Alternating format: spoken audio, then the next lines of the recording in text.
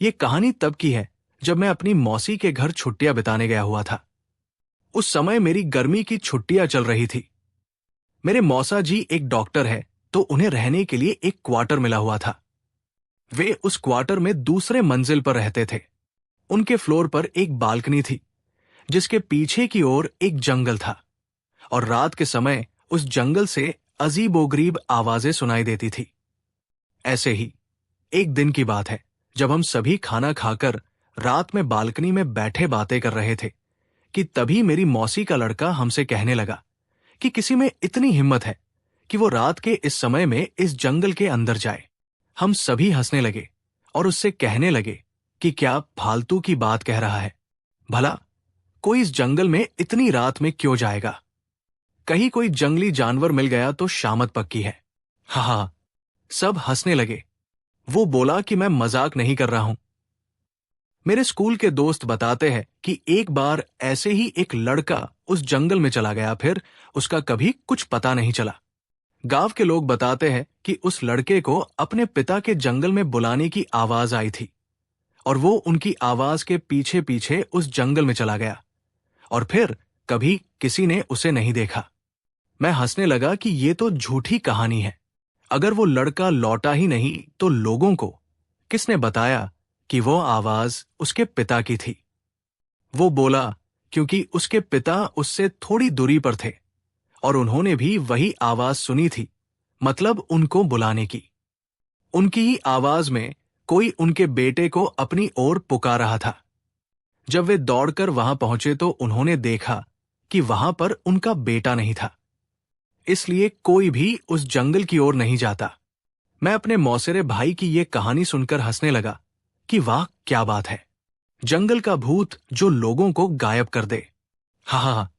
फिर हम सभी उठकर टीवी देखने लगे और थोड़ी देर बाद में उस बालकनी में जाकर थोड़ी फ्रेश हवा खाने लगा।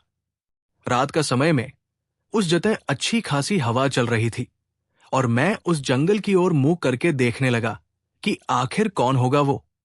क्या वो सच था कि तभी मैंने अपने मौसेरे भाई को उस जंगल के किनारे खड़े देखा। वो मेरी ओर नजर करके हंस रहा था और मुझसे इशारे में कह रहा था कि तुम भी यहां आओ। मैं चौंक गया कि अभी तो वो टीवी देख रहा था, फिर नीचे कैसे पहुंच गया? मैंने पीछे मुड़कर देखा, वहां वो नहीं था, तो मुझे लगा कि शायद ये नीचे चला गया है और मुझे भी नीचे बुला रहा है। वो अब मुझसे बोला कि अरे देख क्या रहे हो, नीचे आओ, थोड़ा सैर करते हैं। मैंने सोचा चलो थोड़ा घूम ले, तो मैं नीचे जाने के लिए दरवाजे तक गया ही था कि तभी मैंने देखा कि मेरा भाई तो टॉयलेट करके बाहर आया है। ये देखकर मैं सक्का गया। मेरे रोंगटे खड़े हो गए और मैं बस यही सोच रहा था कि अगर ये यहां है तो वहां नीचे कौन है? मैं उससे बोला कि तुम तो नीचे थे, इस बाथरूम में कब आए?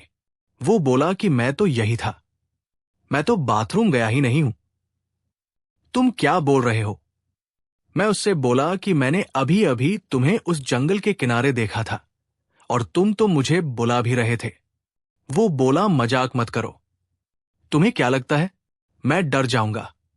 मुझे पता है कि तुम मुझे डराने का प्रयास कर रहे हो, पर मैं नहीं डरने वाला।